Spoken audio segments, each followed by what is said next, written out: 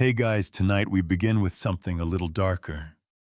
You wake up in a world of cold dirt floors, the scratch of hay poking your back, and the subtle but unmistakable itch of fleas crawling across your skin.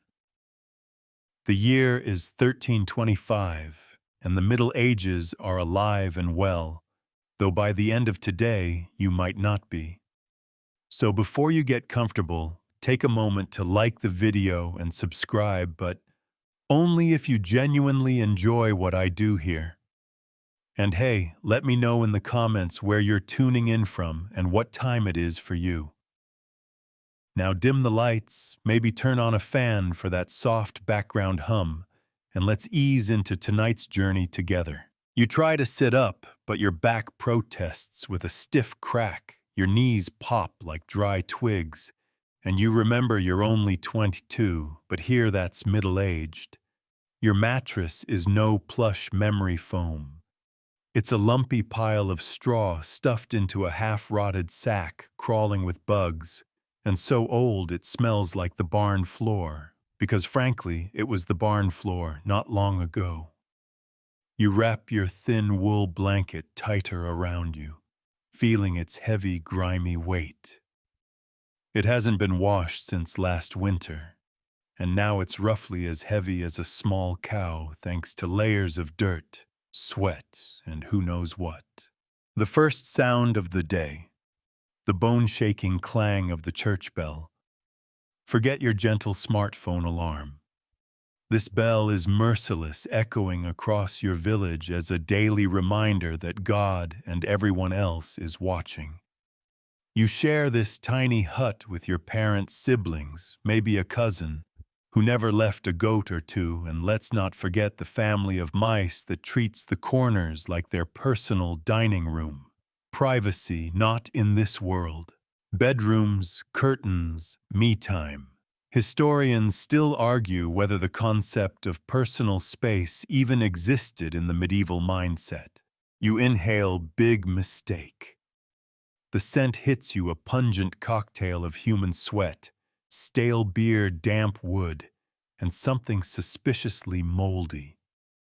There's no scented candle to cover this, and even if there were, it would just melt into a puddle on the dirt floor. You hear your mother shuffling, your father groaning, the rustle of animals waking up, and you know it's time to start the day, ready or not. You swing your feet to the ground. The dirt floor is either wet and sticky from last night's rain, which seeps through the leaky thatched roof, or it's crusty from, well, whatever your neighbor's chicken left behind when it wandered in. Either way, your bare feet are now part of the medieval ecosystem. You sigh, scratch at your itchy scalp, and try to gather the courage to stand. Your back twinges, your knees creak, and you wonder if this is what aging feels like. Spoiler, in this world, you're already halfway there. But at least you're not alone.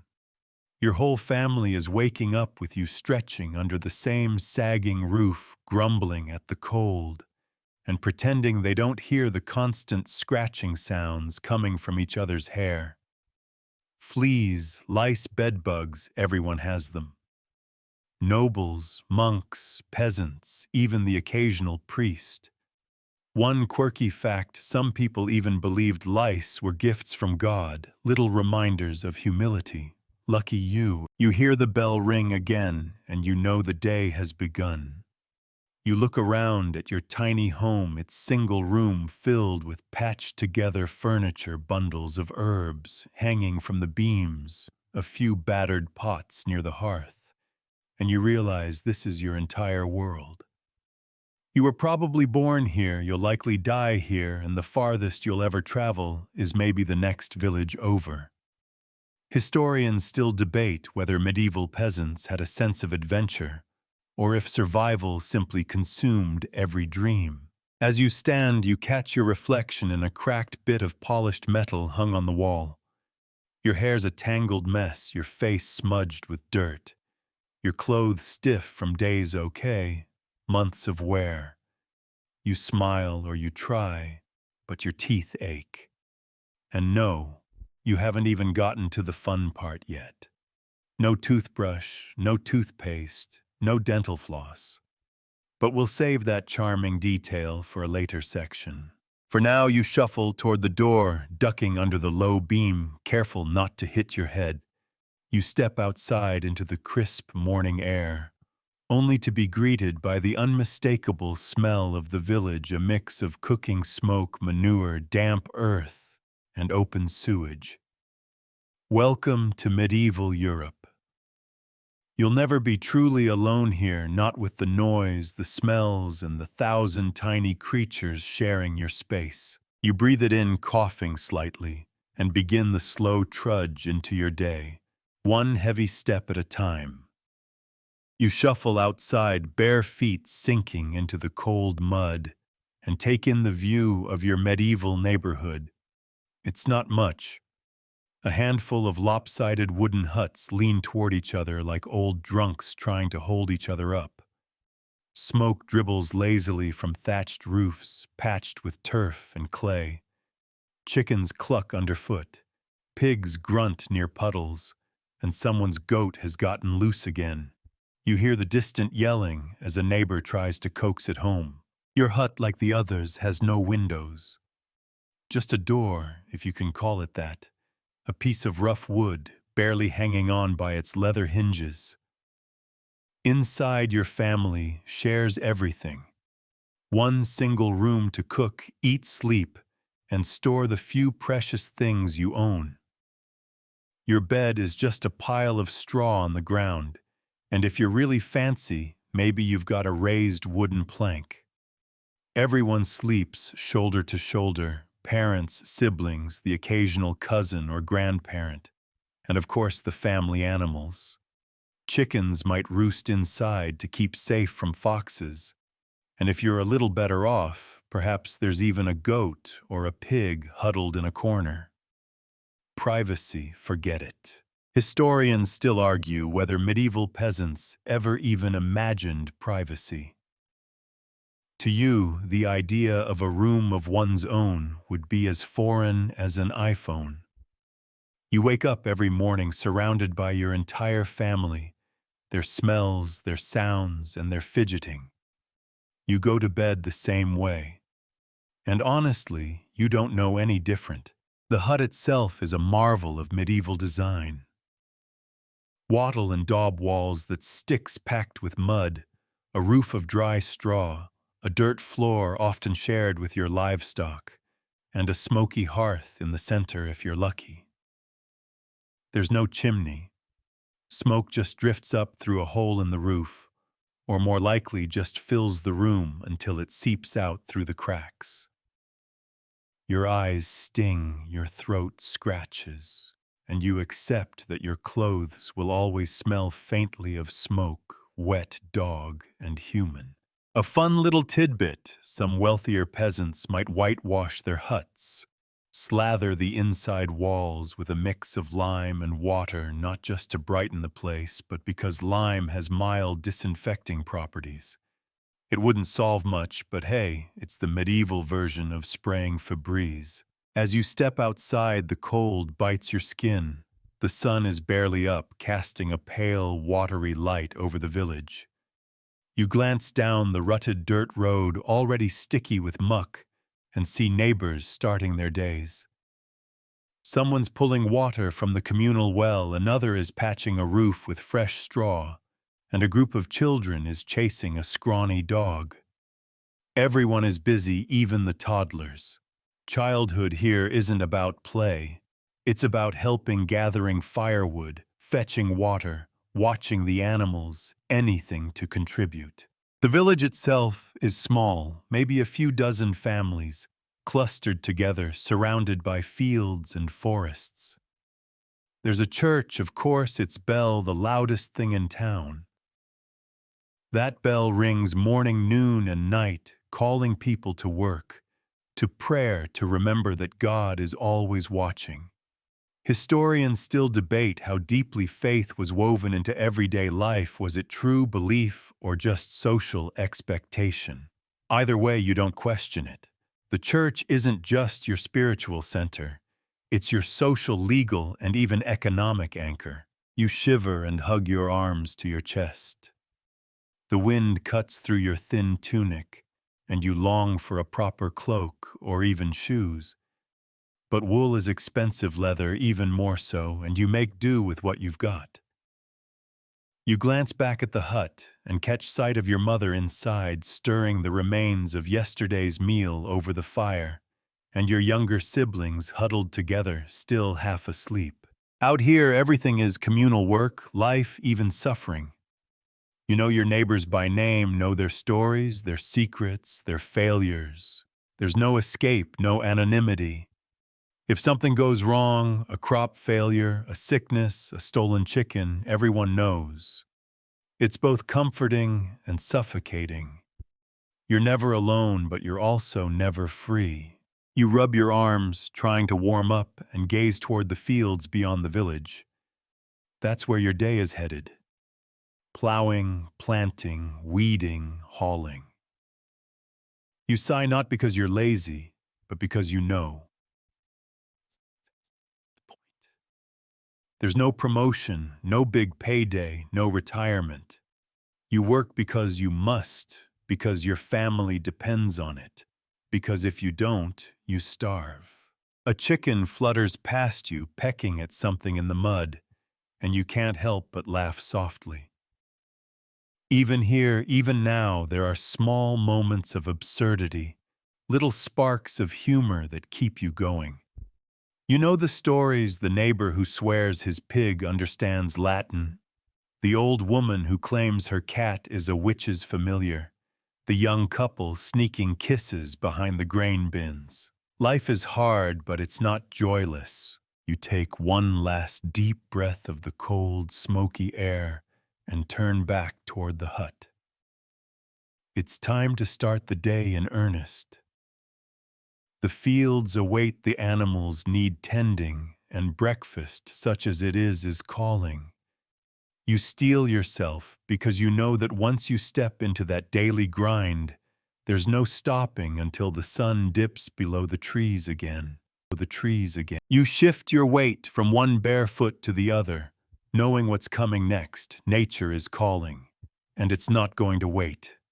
Unfortunately, the medieval bathroom experience is less me time and more social experiment you never asked for. Inside the hut, there's no bathroom, not even a bucket tucked into the corner for emergencies. Nope, when you need to go, you have two main options: shuffle out behind the house and squat over a wooden pail that's already seen better days. Or if you're feeling brave, head to the edge of the village to a shared pit or field. You wrap your scratchy wool tunic tighter around you and trudge through the muck to the back. There, tucked half-heartedly behind a leaning fence, is the household bucket. You wrinkle your nose as you approach. The smell is biblical. Uncle Wolf Stan had a rough night after eating bad turnips, and the result is sitting there steaming slightly in the cold air. You hold your breath, do your business as fast as humanly possible, and then comes the kicker. You're supposed to dump the bucket's contents into the street. Yep, that road you walk on, the one the chickens cluck across, the one the kids chase dogs on. It's basically an open sewer. There's a custom here, a sort of medieval courtesy when you toss waste out a window or door. You're meant to shout "Gardez-vous," borrowed from the old French gare l'eau, meaning watch out for the water. It's a nice idea, but let's be honest, no one moves fast enough. Historians still argue whether people actually cared or just accepted that dodging filth was part of daily life. If you're lucky, your village might have a public latrine, essentially, an outhouse shared by everyone but privacy. Forget it. You'll be sitting shoulder to shoulder with your neighbors, making awkward small talk while everyone pretends not to hear everything. And ventilation. That's a cruel joke. You might survive the smell, but you'll be holding your breath the entire time. Toilet paper hasn't been invented, so wiping is a creative exercise. Straw, leaves, moss rags, or if you're really feeling luxurious, a scrap of wool. More often than not, people use their hands. Suddenly, those medieval banquets you've seen in movies where everyone's digging into shared platters seem a lot less appetizing, don't they? No wonder handshakes weren't really a thing yet. And what about the rich folks? Surely they have it better, right? Well, sort of. If you're a noble living in a castle, you might have a garderobe, a small chamber built over a shaft or chute that drops waste straight down into the moat. Great idea in theory, except your enemies know about it too. There are actual records of attackers sneaking into castles through the waste chute. Talk about a backdoor invasion. One fun fact, some castles line their garderobe walls with aromatic herbs like lavender or mint, hoping to mask the smell. Did it work? Maybe for a moment. But let's be honest, when your sewage is dropping directly into the moat, no amount of potpourri is going to save you. You finish dumping the bucket brush off your hands on your tunic. Sorry. It's not like you have soap handy and shuffle back toward the hut. Your stomach rumbles, reminding you it's time for breakfast. You glance down at your bare feet, now caked in mud, and who knows what else, and sigh. The medieval world is not built for comfort. Every task, no matter how small, is a reminder that survival here is a full-time job. Historians still debate how people found joy or meaning in such a relentless environment. But you know they did. They sang, they joked, they fell in love, they dreamed. As you head inside, the thought crosses your mind. Maybe breakfast will make things better. Maybe there'll be something warm and comforting. Something to lift your spirits before a long day in the fields. Spoiler, there won't be. But that's a story for the next stretch of your morning. You step back inside the cold, clinging to your skin, as the smoky warmth of the hearth wraps around you. Breakfast is waiting, or at least something loosely called breakfast. You lower yourself to the floor near the fire where a battered wooden bowl is set out for you. Inside is pottage, a thick, lumpy stew made of grains, old vegetables, maybe a few beans if you're lucky, and whatever scraps were tossed in yesterday, and the day before, and the week before. Pottage isn't so much a recipe as it is an ongoing edible experiment.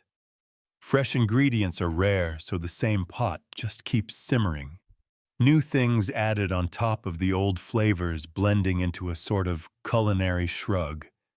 You poke at it with a wooden spoon, eyeing the gloopy surface, and you remind yourself it's this or nothing. Beside the bowl sits a hunk of bread. Well, bread might be a generous word. It's a rock-hard slab made from coarse rye or barley flour, sometimes bulked up with sawdust, ground acorns, or even clay to stretch it further. You don't slice it so much as negotiate with it, breaking off chunks with a determined grunt. Historians still argue how often peasants in the Middle Ages ate meat or dairy. The truth is, unless it's a holiday, a feast day, or your lord feels especially generous, you're probably not seeing much beyond bread and pottage. Forget eggs, Benedict pancakes, or even a humble hunk of cheese. Those are for special occasions, not your average Wednesday morning. You glance at your drink and sigh. There's no orange juice, no fresh milk, not even a lukewarm herbal tea. Instead, you're drinking ale. Weak, low-alcohol beer. It's practically the only safe thing to drink, since the water is teeming with bacteria parasites and whatever mystery substances flowed into the village well. Even kids drink ale. And before you imagine a medieval frat party at sunrise, remember this isn't for fun. It's for survival. One quirky tidbit: sometimes people sweeten their beer with herbs or honey, not just for taste, but to mask the fact that it was often sour or stale. You take a cautious sip, wincing slightly. Well, at least it won't kill you immediately. As you gnaw on your gritty bread, and gulp your sad ale, you hear your mother humming softly by the hearth, stirring the pot for the next round. Your younger siblings giggle in the corner, playing with a handmade doll stuffed with scraps. Your father sharpens a rusty tool, glancing out the door at the light creeping into the sky.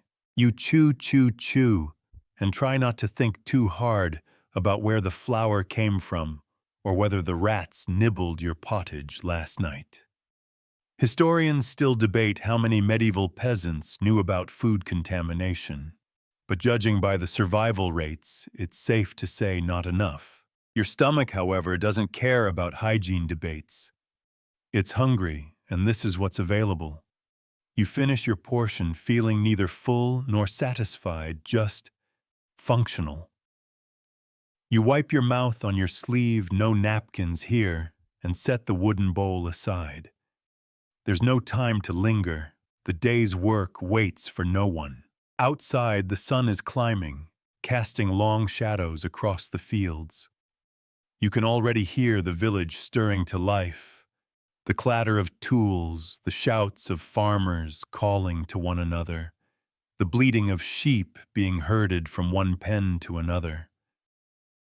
There's no clock-in time, no boss waiting with a clipboard, but make no mistake, if you're not out there working, you're not eating tomorrow. You glance down at your hands, rough and calloused, even at your young age. You know today will be just like yesterday, and the day before, and the day before that, a long, back-breaking stretch of labor. You sigh softly, running a hand through your tangled hair. At least you're not alone. At least here everyone shares the burden. With one last look around the hut, the smoky fire, the straw bedding, the familiar faces, you square your shoulders and prepare to step back into the world. The fields are calling, and you, whether you like it or not, must answer. You shuffle back outside, ready to face the day's work. But first you glance down at your clothes, or more precisely, your single scratchy, sweat-stiffened tunic that you've been wearing for months, maybe years. There's no wardrobe to browse, no what should I wear today moment. You own exactly one outfit, a rough wool tunic if you're lucky, or a coarse linen shift if you're even luckier. Seasonal fashion. Forget it. It's wear what you have until it falls apart, or gives you a fungal infection, whichever comes first. And underwear optional. If you're really fortunate, you might have a linen undertunic, something slightly softer to wear under your outer layer. But for most peasants, it's just scratchy wool against skin, day in, day out, rain or shine. Historians still debate how often medieval people actually washed their clothes, but evidence points to rarely. Soap is expensive. Water is heavy, and laundry is a brutal chore involving boiling water, wood ash, and endless scrubbing by hand. You run your hands down your tunic, feeling the crusty patches where dirt, sweat, and who knows what else have hardened the fabric. The smell, earthy sour and faintly smoky. You've long stopped noticing it, but on the rare occasion a traveler or a priest visits the village, the way they wrinkle their nose reminds you, this is not normal by modern standards. As for shoes, if you own a pair, they're simple leather, poorly tanned, thin-soled, and offering as much arch support as a banana peel. But odds are, you go barefoot. Through mud, through dung, over sharp rocks and rough ground, your feet are just another part of your body expected to toughen up and take the punishment. You glance at your toes caked with dirt and give a little shrug. What's one more scratch or bruise? One quirky fact: nobles and wealthier townsfolk sometimes stuffed their shoes with moss or soft cloth to cushion their feet. But you just get calluses, thick, rough, grimy calluses, and your skin. Oh, your poor skin. You itch constantly. Fleas, lice, bedbugs. They live on you in your clothes, in your bedding, and there's no escaping them. Everyone has them, from the lowliest peasant to the richest baron. Even monks and nuns scratch at their habits. It's such a universal experience that no one even thinks twice about it. You could be chatting with the village priest, both of you idly scratching under your tunics, and no one would blink. You give your scalp a little scratch now, feeling the tiny bites and bumps where lice have set up camp. Your nails are ragged dirt embedded deep under them, and your hands are rough with tiny cuts and scrapes from days spent working the land. Historians still argue whether medieval people understood the connection between cleanliness and health. Some evidence suggests they did at least a little, but without soap, clean water, or time to bathe. What could you really do? And speaking of bathing, you haven't had a bath in weeks, maybe months. Bathing is a rare event, mostly reserved for special occasions or rituals. Communal bathhouses exist in some towns, but they're often seen as suspicious places, hotbeds of gossip, scandal, or even, according to the church, sinful temptation. At home, a bath means hauling buckets of water from the well, heating it over the fire, and filling a leaky wooden tub.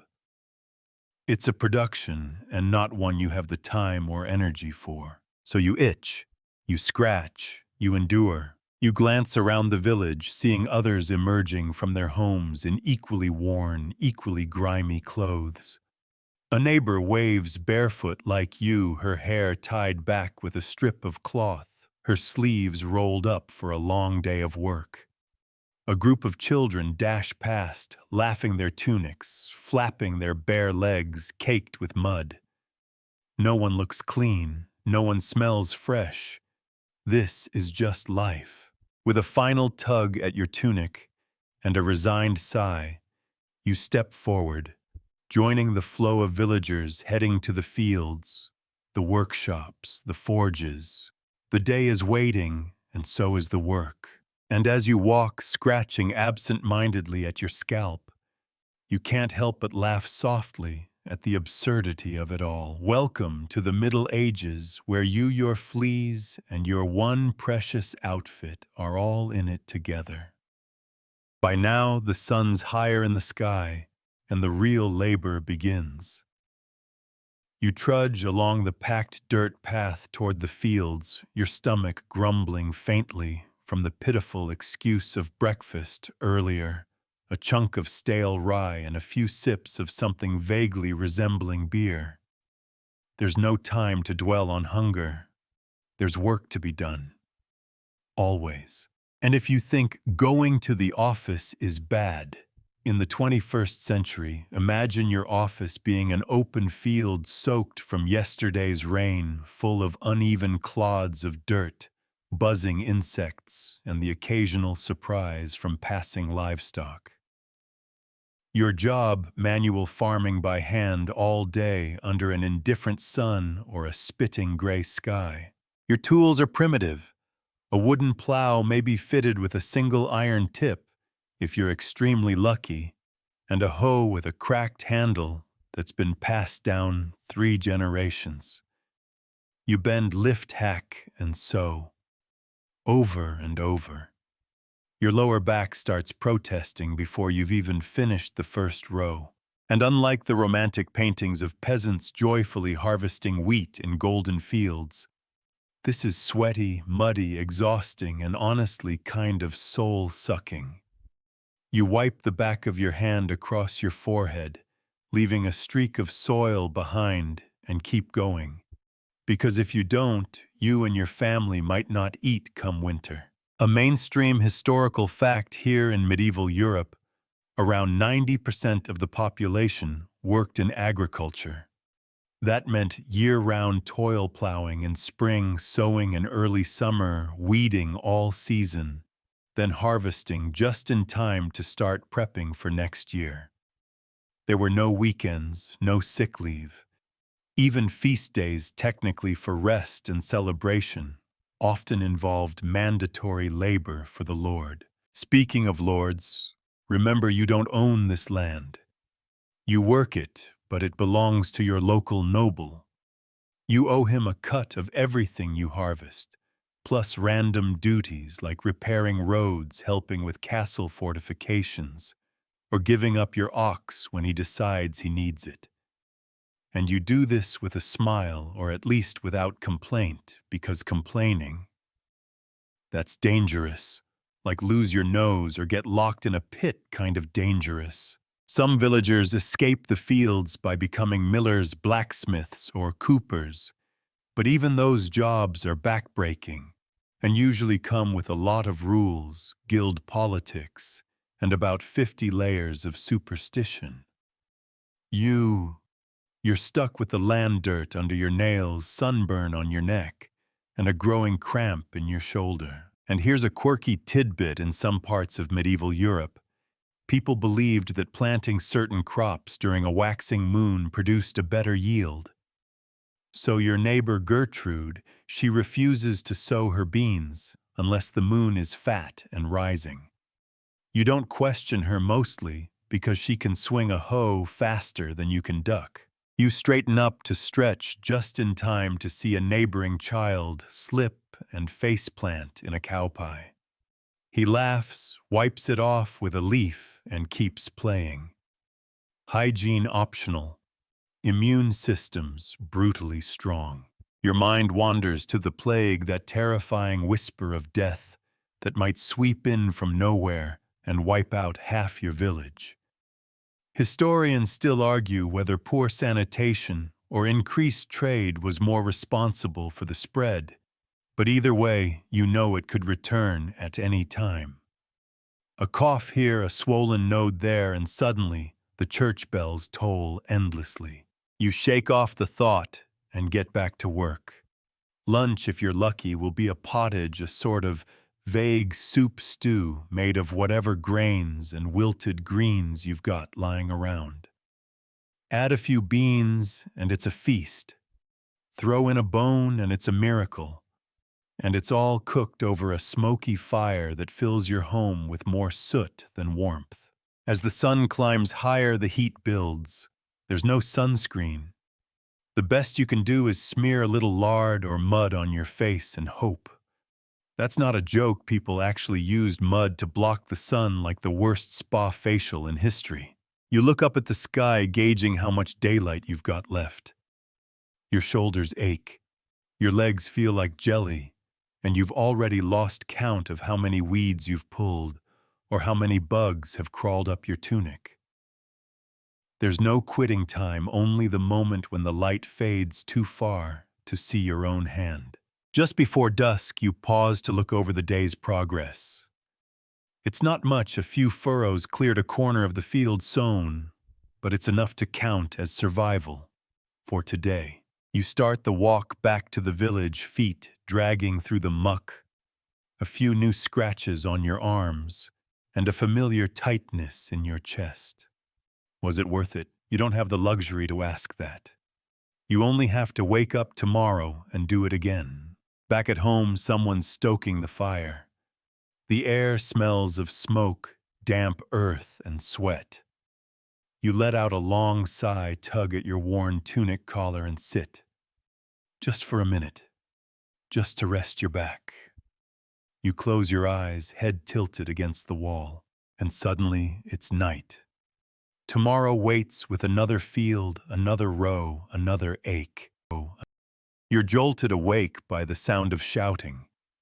Not angry shouting, just loud communal noise, the kind that means someone's goat escaped again, or a peddler's arrived with ribbons and dried figs. You groggily push yourself up from the hard-packed floor joints, crackling like tinder. Outside, the last sliver of daylight clings to the horizon, and the air has taken on that damp, earthy smell of approaching night. There's no time to properly rest. Dusk means evening chores. You shuffle outside to help gather firewood, check on the animals, or maybe even carry water from the stream again. That wooden bucket bruises your thigh with every step, and the water once full weighs more than you'd care to admit. The stream isn't exactly clean either. Let's just say your ancestors were remarkably unfazed by floating livestock debris. As the sun disappears completely, the village begins to quiet down, and you head toward the center, where smoke curls up from a small thatch-roofed tavern. It's not fancy, more like someone's big living room with benches, candles, and a barrel of something vaguely alcoholic. But this is where people gather to talk, to rest, to be human. You step in and immediately feel the warmth. Both the temperature and the mood shift. And yes, you're allowed to smile now. You made it through the workday. You didn't die of dysentery or fall into the well. Victory. Inside, someone strums a few shaky notes on a lyre. Another villager launches into a familiar tale about the time he wrestled a wolf. You're 90% sure it was a dog, and someone else roars with laughter, sloshing mead onto the floor. For the first time all day, your shoulders loosen. Mainstream historical fact incoming. In many medieval communities, the tavern wasn't just a place to drink. It was where news was shared, disputes were resolved, and decisions were made.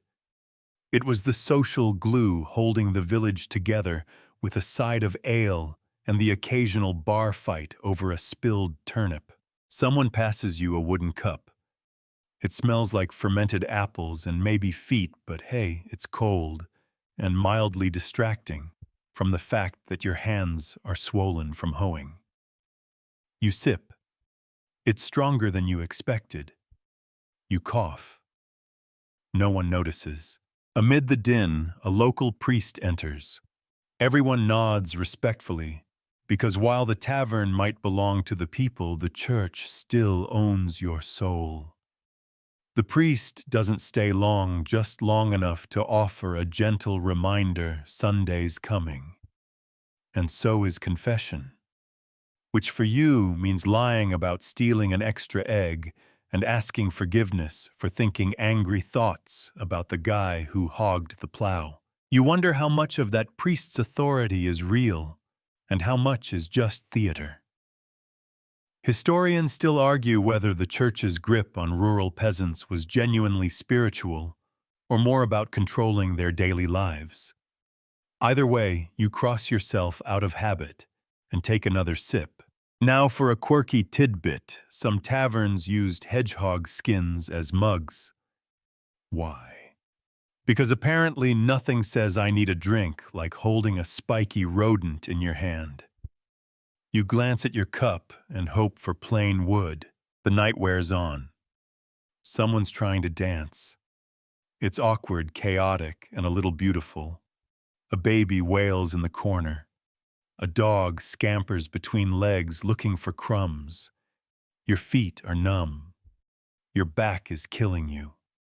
But there's a glow in your chest that you almost mistake for joy. And then the village crier stumbles in. He's late as usual, but tonight's news makes the room go still. There's been word of movement near the border. Soldiers, maybe just a patrol, maybe more. The room shifts. Conversations hush. Eyes narrow. In the medieval world, war is never far away. Even in your tiny village, you're tied to a larger, volatile world of kings, disputes, and shifting alliances. You remember stories of men being pressed into service, sometimes promised land, sometimes nothing at all. Just a spear, a prayer, and a cold night on foreign soil. You finish your drink slowly, thoughts turning dark. Maybe they'll pass your village by. Maybe they won't. Outside, the moon is fat and low, casting a pale silver over everything. You head home careful not to trip on the uneven path or bump into your neighbor's goats. Again, back inside your small home, your family is already curled up on the straw mat. You crawl beside them, pulling a scratchy wool blanket over your legs. The fire has burned low. You watch the embers glow little orange stars in the dark. Tomorrow, the same aches, the same hunger, the same endless rhythm will begin again. But tonight you're safe, warm, and just tired enough not to care that your only pillow is a folded tunic stuffed with hay. The first thing you feel is cold. It's that deep, bone-settling chill that creeps in during the early morning hours just before dawn. Your blanket, if we're still calling that scratchy strip of wool a blanket, did little to keep it out. You shift under it anyway, trying to chase the warmth of your own body. Doesn't work, but there's no time to wallow in discomfort. Morning is here, and in a medieval world, that means one thing: church bells. Loud clanging, no snooze button bells that shake the still sleepy village awake. You groan quietly so as not to rouse the kids and sit up. The air smells of wood smoke and yesterday's cabbage stew. You splash your face with cold water from a chipped basin and try to get your brain going. It's Sunday, and that means the one event in your life that is both mandatory and mildly entertaining: Mass. Church is the social media of your time. Everyone goes. Not necessarily to pray, though that happens too, but to hear what's going on. Who's sick, who's died, who's married, who's pregnant, who's scandalized the village by sneaking off after curfew. Gossip, but with incense. You dress in your cleanest dirty tunic and join the flow of neighbors walking the rutted path toward the stone chapel at the village's edge. Its steeple leans slightly, like it's tired of holding itself up. A rooster watches you with mild contempt as you pass. The priest is already at the front when you enter, flanked by a wooden crucifix and a very dusty candle holder. The interior smells like damp wood, beeswax, and reverence.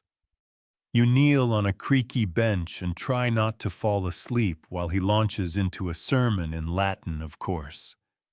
You don't speak Latin. No one around you does either. That's not the point. Here comes your mainstream historical fact. Most medieval peasants were illiterate and didn't understand the language of the church services, yet religious rituals still structured nearly every part of their week. The rhythm of holy days, saints' feast days, and sacraments provided a calendar by which life and death was measured. Midway through the sermon, you sneak a look around. The village elder's asleep. A teenage boy is doodling on a piece of bark. Someone smells strongly of onions. You notice a new face, an outsider wrapped in a travel-stained cloak, head bowed. Travelers rarely come through here unless they're on church business or running from something. Intriguing. Eventually, the priest finishes with a thunderous amen, and everyone stands. Time for confession. You shuffle into line, rehearsing your sins. You don't mention the time you cursed when the pig bit your hand, but you do admit to impure thoughts about someone else's bread recipe. The priest sighs and assigns 3 Hail Marys and some vague guilt. Out you go again, back into daylight. Outside, the village buzzes. The church may be spiritual, but the courtyard is business. Farmers barter eggs for onions. A tanner complains about the weather ruining his hides. A carpenter shows off a new wooden yoke, proud as a peacock. Children chase each other between carts, shrieking in delight. It's noisy, chaotic, alive. But there's a darker undercurrent too. That stranger from the chapel. He's now talking quietly with the reeve, the local authority. You pretend to busy yourself, adjusting your sandal, but you're definitely eavesdropping. Words like tax levy and tithe float past. Not great news. Historians still argue whether the church's constant demand for tithes, usually 1/10 of your crop or earnings, was a crushing burden or a manageable cost that ensured social services and protection. What's clear is that you don't have a tenth of anything to spare. A quirky tidbit for you: during especially lean years, some peasants tried to tithe creatively, offering up eggshells, hay soaked in water to mimic ale, or even curses packaged as blessings. Legend says one bishop accepted a live frog as a tithe, once not realizing it was an insult. Oops. The stranger disappears into the crowd. You're left with a gnawing feeling in your stomach, not just from hunger, though, that's part of it, but from that same vague dread you've been feeling all week. Like something's shifting just beyond the horizon. But for now, your focus returns to lunch. A kind of communal stew simmers in a large cauldron outside your neighbor's home. Everyone contributes what they can: a turnip, some beans, maybe even a chicken foot or two. You drop in a small onion and ladle out a warm, greasy scoop into your bowl. It tastes better than it looks. You eat it with your fingers, wiping your hands on your tunic. It's these tiny comforts that keep you going: food, a shared joke, a patch of sun on your back. By mid-afternoon, Sunday's peaceful haze begins to thin. Tomorrow will bring more field work, more sweat, and possibly more news from outside. For now, you help an elderly woman carry wood to her hut and get a smile in return. That's currency, too, in its own way. Later, you lie under a tree, staring at the sky. Clouds move like lazy ships. Someone sings softly nearby. It's a hymn off-key but heartfelt. And for just a moment, you let yourself forget the blisters on your hands and the tightness in your chest. You're just a speck on the wheel of time, breathing, resting, watching the wind play in the leaves. You probably won't survive long here, but for this moment you're part of something old, messy, and strangely beautiful. Word count 193. Awaiting continue. Ban Danoi continue. ChatGPT Danoi. Section China. You wake up to shouting. Not the angry, personal kind, but something sharper, urgent, public, and happening just beyond your door. You throw on yesterday's tunic, which, let's be honest, is also tomorrow's tunic, and step outside barefoot. The ground is still damp with dew. A group of villagers has gathered near the edge of the road. At the center stands the reeve holding up a parchment, like it's the Holy Grail. His face is tight with nerves, and you know before he speaks that this isn't going to be good. You were right. The message is from the local lord, or rather his steward. A royal tax is due, something about military levies and defense expenditures, though everyone knows it's just another excuse to wring gold from calloused hands. You're not even sure what kingdom you're defending anymore. It could be France. It could be England. It could just be someone with a sword who yelled loud enough to be called king. Here's your mainstream historical fact. During the medieval period, peasants were subject not only to church tithes, but also feudal obligations and royal taxes. These included tallage aids and sometimes forced labor called corvée. And you didn't exactly get a receipt. People grumble. Someone spits in the dirt. You try to blend into the background, but the reeve's eyes scan the crowd like a hawk searching for rodents. Taxes weren't just about coin. They could be taken in grain, livestock, tools, basically whatever you couldn't afford to lose. And this time there's a new twist: conscription.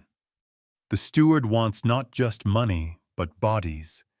Able-bodied men to serve as soldiers, possibly for months, possibly forever.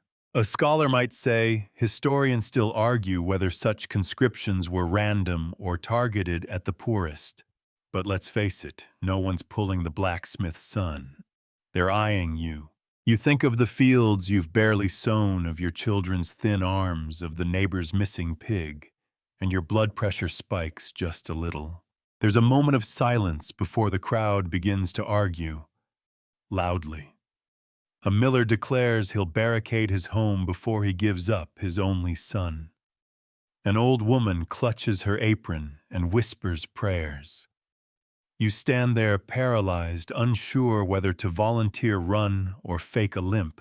Then comes the quirky tidbit. One man steps forward and claims sanctuary in the churchyard, shouting that he's been miraculously crippled by divine bees. Yes, bees. He rolls up his sleeve to reveal a sting and limps away humming a hymn.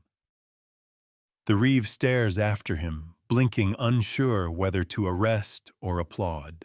You slink away, heart pounding. Back at your hut, you weigh your options. You don't have gold. You can't hide.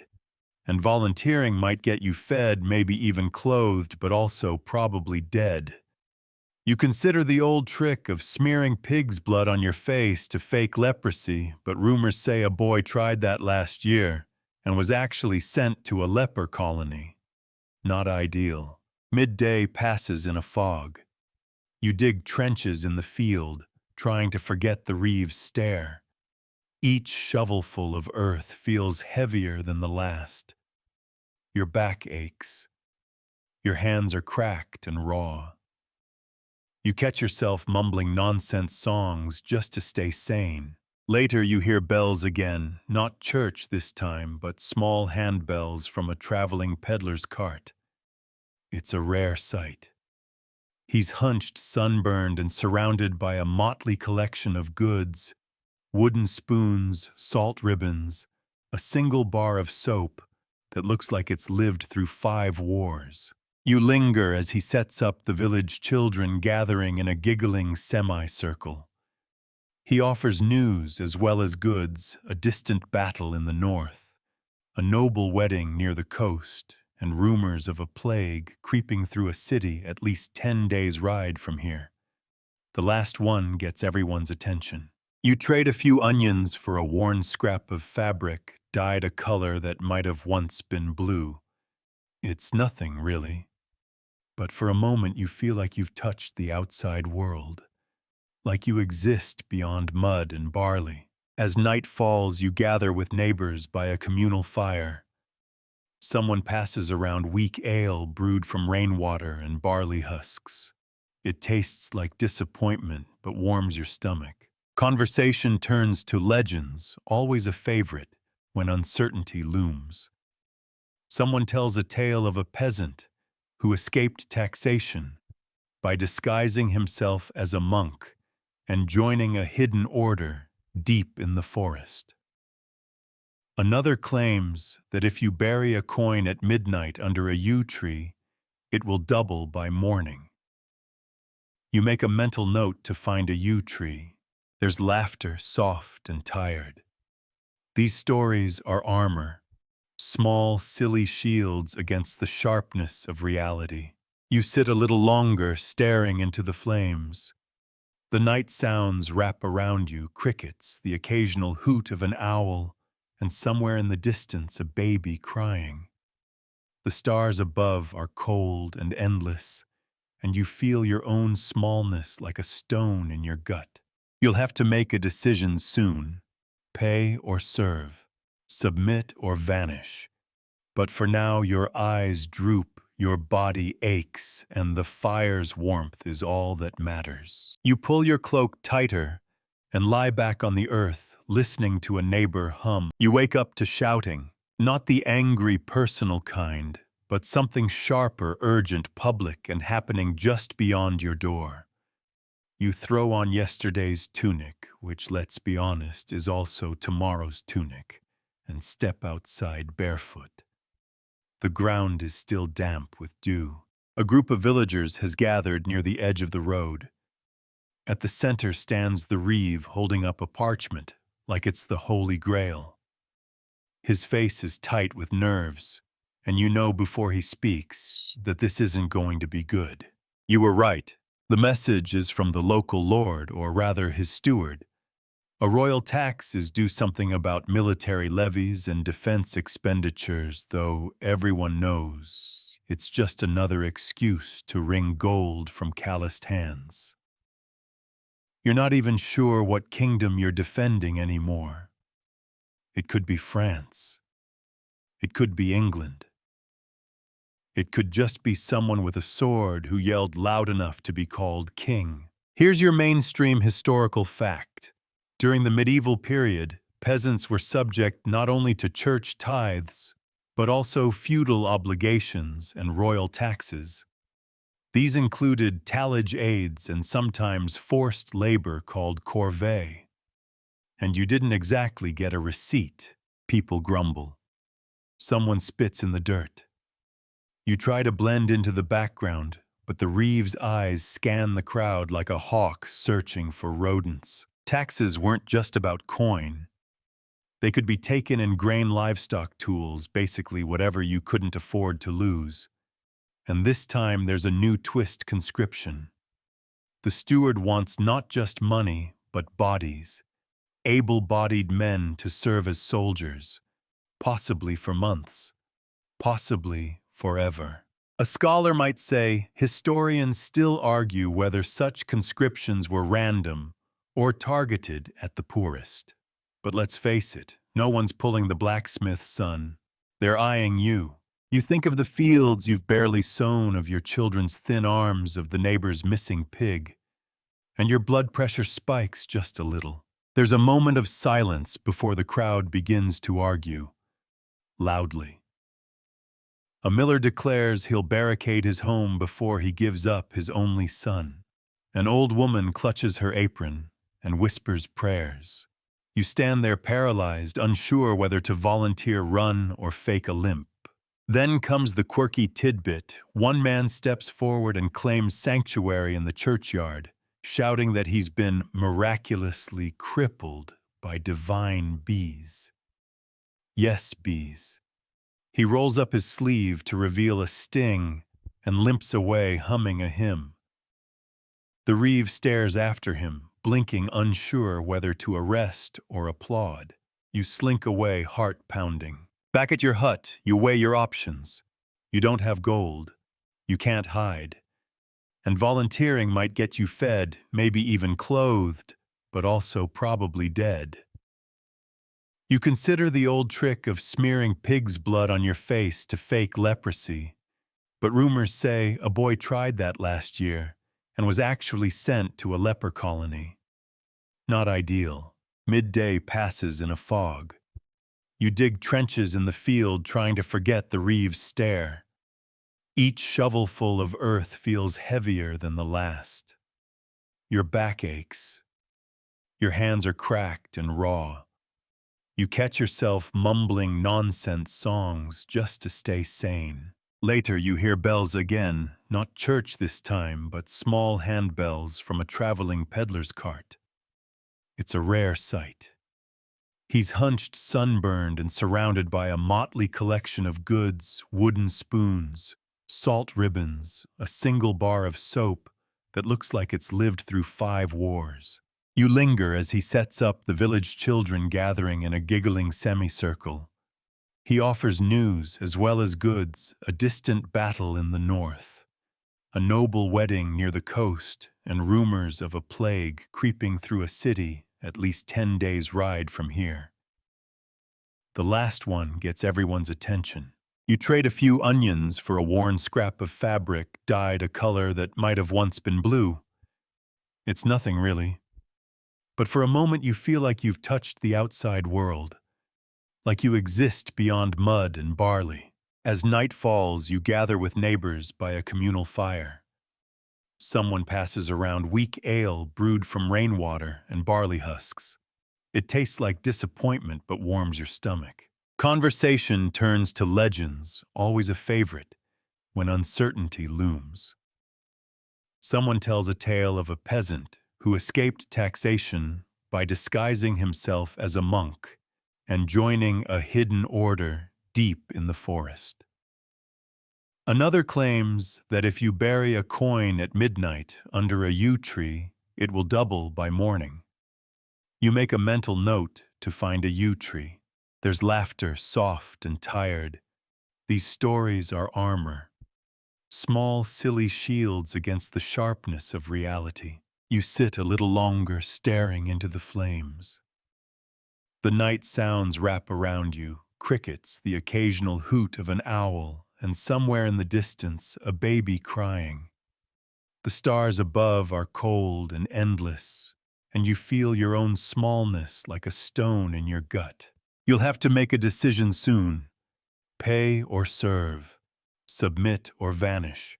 But for now, your eyes droop, your body aches, and the fire's warmth is all that matters. You pull your cloak tighter and lie back on the earth, listening to a neighbor hum an old lullaby in a language older than the king's name.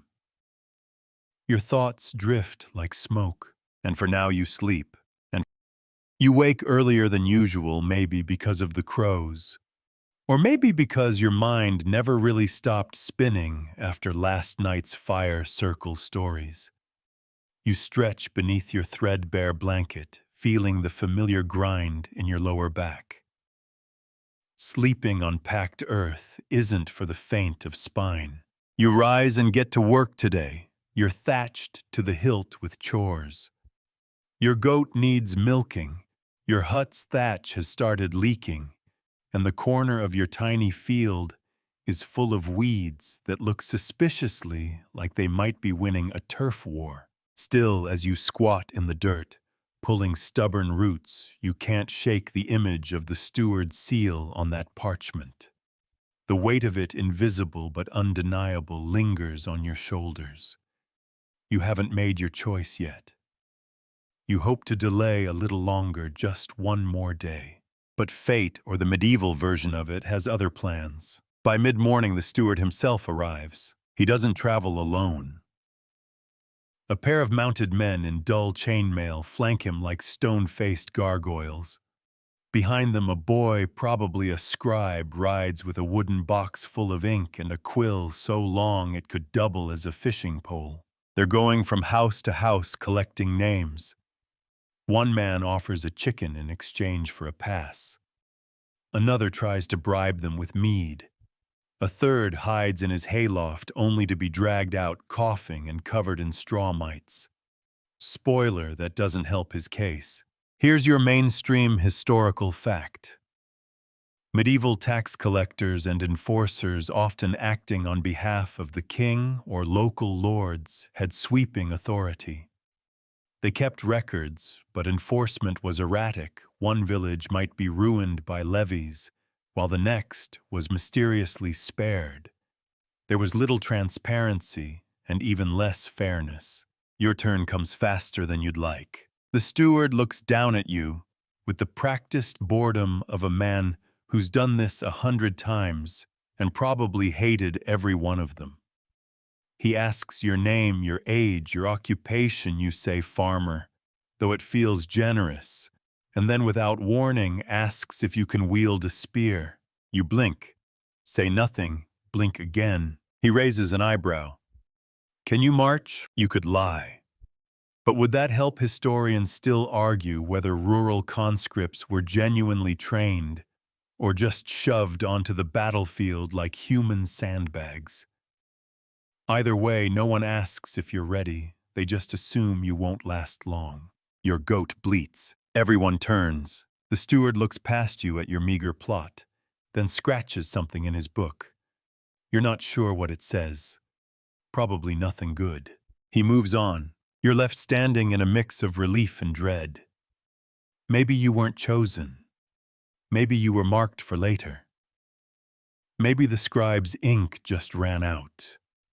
It's the not knowing that rots your stomach from the inside. And here comes your quirky tidbit. One of your neighbors, a man known mostly for falling into ditches while drunk, claims he once dodged the levee by faking holy visions. He says he saw a flaming turnip in the sky and wandered into the woods where he lived off moss and mushrooms for 3 weeks until the reeve forgot about him. You nod solemnly, mostly to avoid laughing too hard and drawing attention. With the steward gone, the village feels like it's holding its breath. A few brave souls resume normal tasks. You try too, patching the roof with reeds while balancing precariously on a slippery ladder that's more splinter than wood. Mid-afternoon, a traveling friar enters the village. His robe is patched in 17 places, and his sandals have holes that would scandalize a cobbler. But his voice like velvet wrapped in honey. He gathers the villagers near the cross and preaches of suffering, of patience, of eternal rewards that await the humble and meek. He reminds you again that the last shall be first. Conveniently, the friar forgets to mention when exactly that'll happen. Still, it's comforting. Sort of. He sings a hymn in Latin. You don't know the words, but the melody coils around your thoughts like warm smoke. You feel your breathing slow, your heart rate soften, and for just a second the world seems manageable. That illusion shatters when someone mutters that the steward will return tomorrow. With soldiers, you head home early, throat dry, legs aching. You pour yourself the last of your weak ale chew on a crust of barley bread so hard it could double as a weapon and stare into the hearth. The fire has nearly gone out. Just like you, still you stoke the coals. You make a plan. You'll rise early tomorrow. Walk to the river. Wash yourself. Maybe ask the miller for a word with the reeve, plead your case. Say you'll pay an extra barley. Offer help with fencing. Even volunteering to clean the church, desperate times, etc. Or maybe you'll go further. Take the forest path. Disappear for a while. Head toward the coast. You've heard of ships that take desperate men to distant places. Some even return. Outside, a wind stirs the trees. The stars blink through a veil of clouds. Somewhere an owl hoots a long, lonesome sound that seems to echo your own thoughts. You lie down on your pallet and close your eyes, but sleep dances just out of reach. Because tonight you understand something deeper than hunger or pain. In medieval times, survival isn't just about mud and work. It's about choices no one should have to make, and the fact that no one really cares if you make the wrong one. You wake before dawn, not from a rooster's call or the church bells, but from your own heartbeat. It's fast, like your body's trying to sprint before your legs even move. You sit up in the dark, blinking the sleep out of your eyes, and trying to decide if today is the day you vanish or the day you stand your ground. You choose the second one. For now, your boots are damp. Always are. You splash your face with cold water from a rain barrel and pull on your thickest tunic even though it smells like smoke and sheep. You wrap a strip of linen around your waist, tucking in the one silver coin you've saved just in case. At the edge of the village you find the reeve. He's already awake, of course. He's always awake. He's like a rooster with a ledger. He's also deeply unimpressed to see you. You explain that you're willing to help, that you'll offer more grain, more time in the fields, even a week of ditch digging for free if he can write your name off that conscription list. He narrows his eyes, scratches his nose, and says nothing. Just nothing. Then he walks away. Historians still argue whether local officials like Reeves actually had the power to remove names from muster rolls, or if they simply played at influence to wring out favors. In either case, you get no answer. Not yes, not no. Just a silent shuffle toward his chicken coop. You stand there for the long moment, wondering if pleading further would help. It wouldn't. Not here. By midday, you're doing what people have always done when decisions feel too big. You run errands. You visit the miller who grunts at you and hands you a sack of coarse flour. You drop by the smith who's hammering something unidentifiable but loud. You help an old widow chase her goose back into its pen. That goose has no soul. But even busy hands can't stop creeping thoughts. What if you just left? You wouldn't be the first. There's a path through the woods that leads to the market town, maybe 2 days' walk. Some say there are guilds there that'll take in desperate laborers, especially if you pretend to be from up north. People from up north always get the benefit of the doubt. No one really knows what happens up there. Here's your quirky tidbit. Some peasants in the 14th century used to pretend to be lepers, not because they liked the aesthetic, but because lepers were legally exempt from most duties, including military service. All it took was a convincing rash and the right limp. You try to picture yourself doing that. You fail. Instead, you walk to the church. It's quiet, and the door creaks like it's in pain. Inside, it smells of wax and mildew. A single candle flickers beside the altar. You sit on the bench that always wobbles and stare at the wooden figure of Saint Sebastian, who's forever stuck with arrows and still somehow looks smug. You pray, or at least try to. You ask for guidance, for strength, for a miracle that doesn't involve you holding a spear and screaming in Latin while arrows fly past your head. A soft voice startles you. It's the friar again, sitting a few rows behind you, as if he were summoned by your doubt. He leans forward, says, "Sometimes the best prayer is action." Then he stands and leaves. "Thanks, Mystery Friar. That clears it right up." Back outside, the village feels too quiet. Everyone's waiting, pretending they're not. But you can sense it, the thick fog of uncertainty blanketing everything. Even the chickens are quieter. It's unsettling. You return home, but your feet stop at the door. You look to the tree line. You could go now. This minute. Just walk. You have a coin. You have bread. You know enough to follow the river downstream. You don't even need a plan, just distance, just not here. But you don't move, not because you're brave, because you're exhausted. And maybe deep down you know that you could flee the village, but you can't flee the time. This is what it's like to live in the medieval world, not sword fights or castles or exciting quests. It's dread. It's mud. It's waiting to see if the next knock on the door is someone asking you to dig or someone asking you to die. As the sun lowers, the wind picks up and the smell of rain drifts over the hills. You sit by your hearth and sharpen your hoe, not because it's helpful, but because it feels like doing something. You think of all the lives like yours that came before. Countless faces unnamed and unrecorded who lived and died in huts like this one. People who never made the pages of history, not even as a footnote. Their stories faded like smoke from a damp fire. You pour yourself a final cup of ale. You chew on some boiled onions that taste like regret. You listen to the creak of the roof and the groan of old wood. Everything feels brittle. Even you. And then because it's all you can do, you go to sleep. Not because things are settled, but because morning always comes, and medieval life doesn't stop for doubt.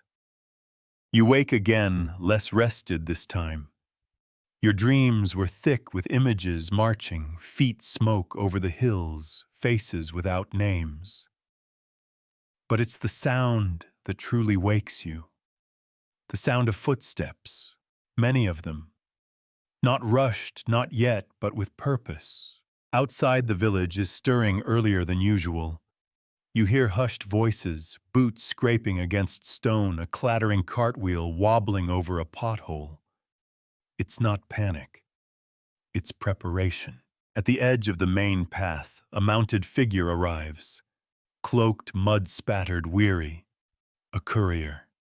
His horse is slick with sweat, and his eyes wide, darting, suggest he hasn't slept in days. He hands something to the reeve, a scroll sealed with crimson wax. This is it. You inch closer, pretending to fetch water, but your ears are trained on the crackle of parchment as the reeve reads. It's an order, not a suggestion, not a polite request.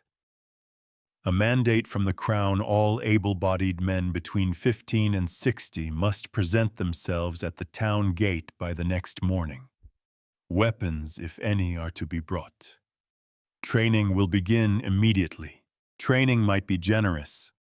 It's likely a day of swinging a stick and then a very real fight with very real consequences. Historians still argue whether medieval levies were truly effective or just bodies thrown into the path of professional soldiers. Some suggest they served more to show loyalty than to win battles. Either way, you're now officially one of them. You don't go home right away. You just stand there, and you realize something strange. There's a calm setting in. Not peace exactly, but the numb kind of clarity that comes when a decision is removed from your hands. You don't have to wonder anymore. You don't have to plan or plot or worry.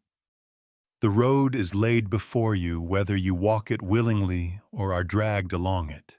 The rest of the day is a blur. You visit the carpenter asking if he can spare a shaft of wood you might turn into a spear. He hands you a warped staff and says, "It's killed rats. Maybe it'll kill a knight." He's joking. You think. You wrap your feet in thicker cloth. Pack a pouch with barley cakes. Hide your coin in your boot. You even braid a cord around your wrist for luck, something your mother once did before bad storms. You were 6 then. She's gone now, years past, lost to a fever that no one could name. Here's your quirky tidbit for the day. In parts of medieval England, villagers believed that if you carried a lump of lead in your mouth during battle, it would catch death before it entered your body. You briefly consider it. Decide against it. Lead poisoning just doesn't feel like your style. As dusk creeps in, the village shifts in tone. Some men sharpen tools. Others drink heavily. A few just sit staring at the ground lips, moving in silent prayers. One young man, barely more than a boy, plays a pipe. The melody is haunting, far too beautiful for this place. It winds through the trees and hangs in the cold air like fog. You catch the friar again. He's writing something on a slip of parchment. "What's that?" you ask. "A list," he says, "of names. For the army," for after he says. "So we remember." You nod, throat tight. At home, you try to sleep early. You lie down on your straw pallet, still in your tunic. It smells like the village, and the village smells like 100 different kinds of fear. You close your eyes and imagine what tomorrow will feel like. Whether your legs will carry you forward, whether your voice will still work when someone shouts at you, whether your heart will slow or only beat faster and faster until everything else disappears. But something strange happens as you drift off. You remember laughter. Yours, months ago during harvest. You were sitting with your neighbor trying to steal apples without the miller's wife noticing. You'd fallen off the barrel and landed in pig dung. Your neighbor laughed so hard he cried. And then you did too. That memory doesn't save you, but it softens something inside you. You wake again before dawn. There's mist. Of course there is. It clings to your legs as you walk. You see shadows of others ahead, some carrying staffs, some dragging hoes, one with a butcher's cleaver. No one speaks. You reach the meeting point, the old stone bridge near the road to town. A local knight is waiting, mounted and grim. He doesn't even glance at you, just counts. 1 finger per body. You are number 32. He nods, gives a brief speech, mostly warnings about deserters, how the crown sees all and glory awaits. No one cheers. It's too early for lies. And then you begin walking, not marching. Walking, because that's how it starts in medieval life. Not with the trumpet of destiny or a stirring speech, but with tired feet on muddy roads, a weak sun barely rising, and the knowledge that every step forward might be one you never take again in the other direction. You don't cry, you don't pray, you just walk, because that's what you've learned here. Survival isn't a roar. It's a shuffle, a cough, a joke shared at the edge of collapse. And you're still here, and the road stretches long, rutted, and unforgiving. You don't know where it leads exactly, just that it will eventually merge with the larger army wherever that may be. The knight says little as he rides alongside the shuffling line of farmers, tanners, millers, and a single drunk shepherd who probably doesn't even realize what's happening yet. You pass through villages smaller than yours, some already abandoned. You see windows shuttered tight and chickens roaming free where there should be children. A dog barks once, then vanishes behind a broken fence. It all feels like the world is holding its breath. And still you walk. The food you brought, those sad barley cakes, is already half gone by midday. Someone tries to catch a squirrel using nothing but string and a stick. It doesn't work. But it does earn your group its first laugh of the day. Around noon, you reach a river crossing where another levy joins your group. These men look different. Not better, just differently scared. One of them carries a real sword. It's chipped and rusted, but your eyes linger on it. There's something about its weight, even at a distance, that reminds you this isn't a parade. It's not even a hunt. It's a meat grinder, and you're the meat. Name, the knight calls to the sword-bearer. Tom, he replies. Used to be a smith. Know how to fight, better than die confused. Tom becomes something of an unofficial leader. Not because he's the strongest or loudest, but because he knows. He's fought before in border skirmishes that historians still argue were either raids, rebellions, or just very aggressive tax negotiations. Whatever they were, he survived them. You end up walking near him. You got family, he asks. You nod. Don't die for them, he says. Live for them. Dying's easy. Living's the job. You commit that line to memory, like it might be the last bit of wisdom you're ever given. As night falls, the makeshift army stops near a ruined chapel. Someone finds a mostly intact wall and declares it the good side for sleeping. You get the bad side, which is really just a patch of cold mud under a leaning tree. Still you sleep, sort of. There's an open scholarly debate about just how organized medieval levies were. Some believe they were semi-professional units with some hierarchy and supply chains. Others argue they were little more than armed mobs, poorly provisioned and barely trained. Right now you're betting on the second group. You haven't been given armor or orders, just directions. In the middle of the night, a man named Beric, who you haven't spoken to before, sits up and starts whispering to the darkness. You don't want to eavesdrop, but the words drift across the silence. Please, he mutters, don't let me die in a field. You pretend not to hear. The next morning brings fog, harder boots, and stiffer legs. Someone, maybe a priest, maybe just a very committed old man, leads a prayer. You don't join in, but you listen. It's less about victory and more about remembrance. And that's when the smell hits. Not just sweat and damp wool, smoke, burnt wood, charred flesh. You come over the rise and see it the aftermath of a raid. A village stripped of everything. Cows wandering aimlessly. One body small, half covered by a collapsed roof. You can't look at it for more than a second. The knight says, keep walking. And you do, because what else is there to do? Here's your quirky tidbit. In some parts of Europe, soldiers carried dried toads as lucky charms. They believed the toad's tough, resilient nature would protect them. Someone in your group actually has one tied to his belt with a red ribbon. You ask why. It's not for luck, he says. It's for home. My boy caught it. You walk beside him after that. Hours blur together. There are moments of near normalcy. Someone tells a joke about a nun, a chicken, and a confused bishop. Another starts humming a tune you half recognize. You try to eat a piece of smoked eel someone traded for your last barley cake. It tastes like regret, but none of it lasts. You reach a supply camp by dusk. This is the staging ground. Dozens, maybe hundreds of others are there. Tents flap like angry birds. Horses whinny and stamp. Blacksmiths shout at boys stoking fires too hot. It's loud, chaotic, and somehow even more terrifying than the silence before. You're given a linen tabard. It itches immediately. And a spear. It's longer than you expected and poorly balanced. The tip wobbles slightly when you jab forward. Keep the pointy end away from you, someone mutters. You nod grateful for the wisdom. Your group is shown to a ditch where you'll be sleeping. It's not quite a trench, not quite a bed.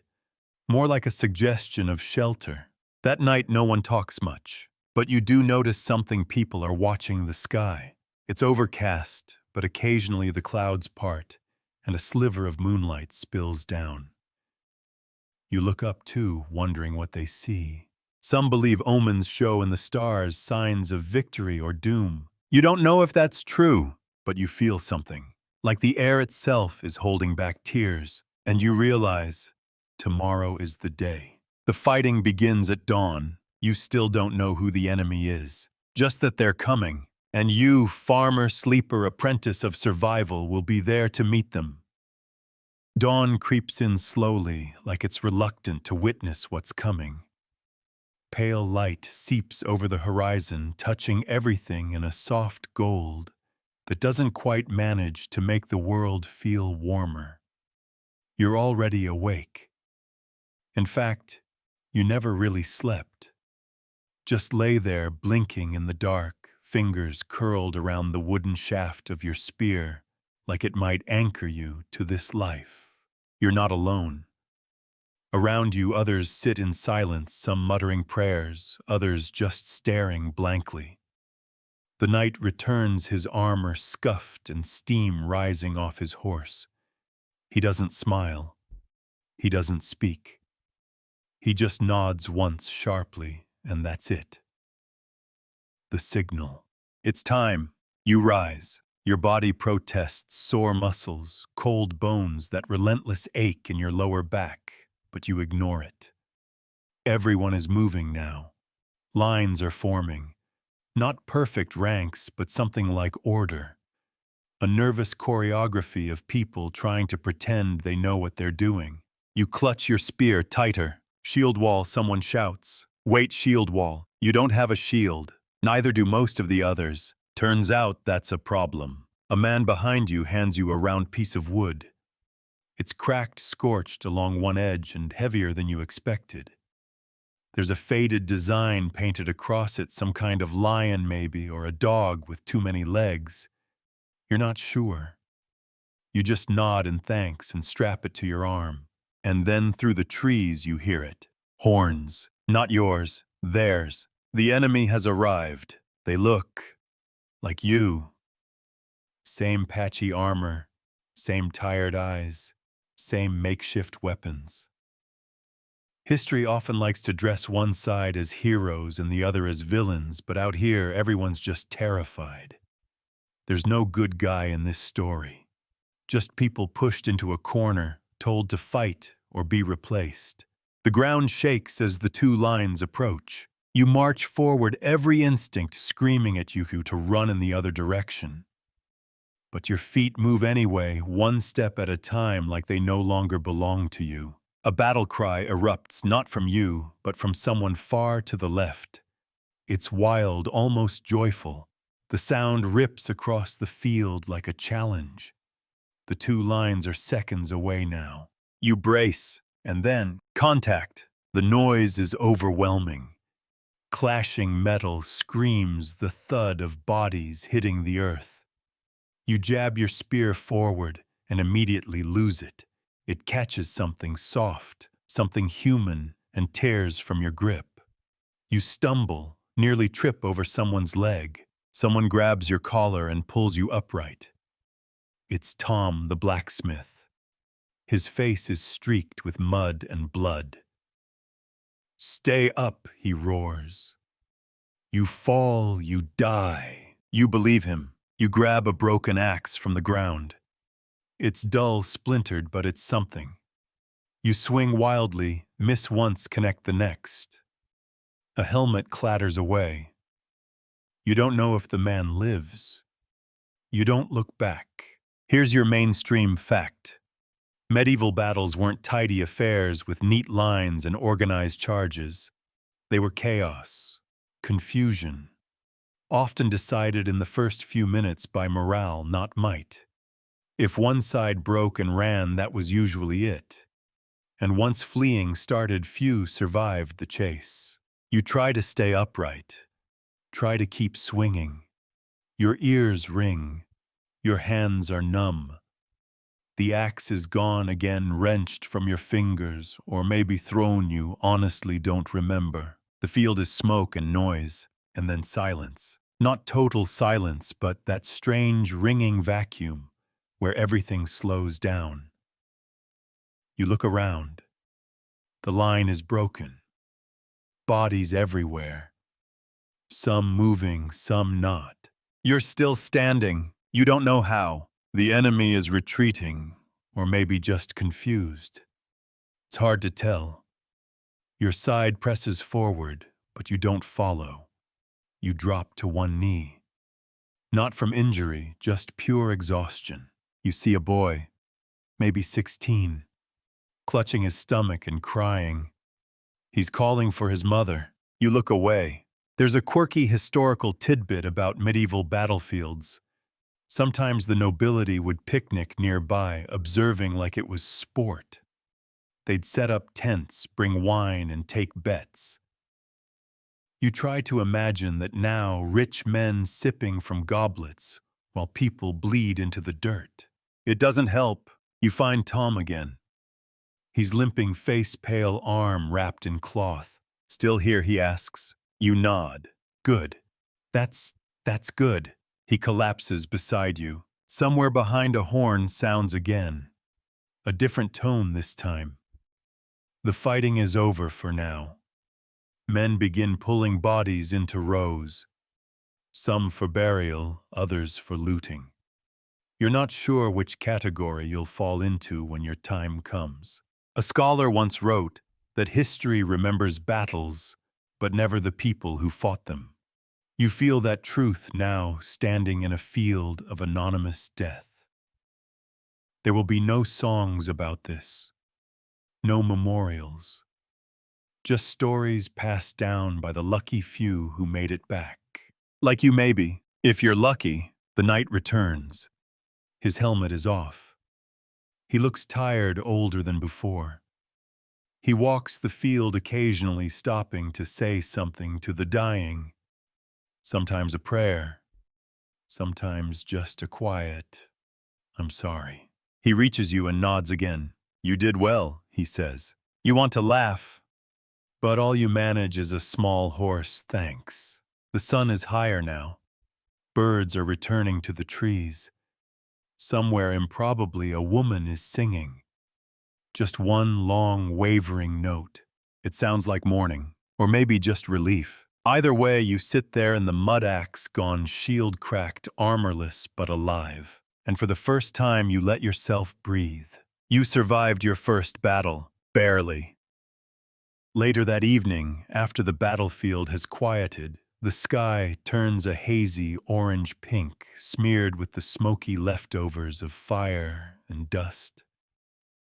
You sit beside a small flame, barely more than a candle, really, with a few of the other survivors. No one speaks. Conversation feels too big, too loud, too much. Your limbs tremble, not from cold now, but from everything that didn't kill you today. They call this the after battle. It's not in any history books, really. But those who've seen it know this is when the real pain starts. You notice your hands. Blistered raw, one fingernail cracked back unnaturally. A dull throb in your ribs reminds you of when you fell, probably bruised, maybe worse. But there are no doctors here. Just a cart piled with bandages soaked and reused more times than you'd care to know. A woman, maybe a healer, presses a paste onto a gash on someone's thigh. It smells like vinegar and herbs and something faintly rotting. You don't ask what it's made of. Frankly, you don't want to know. The man screams. She doesn't even flinch, just wraps it and moves on. Nearby, someone is cutting strips from a dead man's cloak, makeshift wrappings for the wounded. You look away again. And this is the part you never imagined. You always pictured battles as quick things clash, win, done. But they linger. They echo. They leave you picking mud out of your ears and wondering if you really needed both kneecaps to walk normally. This is the reality they never show in paintings or period dramas. Here's your mainstream historical fact. After medieval battles, casualty counts were often ambiguous. They didn't tally clean numbers. Most deaths came not in combat, but days later from infected wounds, disease, or starvation during retreats. If you lived through the clash, your chances still weren't great. You lie down flat on your back. The stars are just starting to show. Your armor, what's left of it, is off. Your tunic smells like smoke, sweat, and blood. You feel it drying on your skin like a second crusty layer. You stare up at the sky. It's quiet. Almost too quiet. Like the world's holding its breath. And then a cough, a familiar one. You sit up Tom again. He's chewing something. Bread, maybe. He offers you a chunk.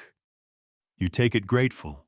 Tastes like dirt, you mutter. He shrugs. Better than nothing. You chew in silence. Reckon we'll fight again, you ask, not really wanting an answer.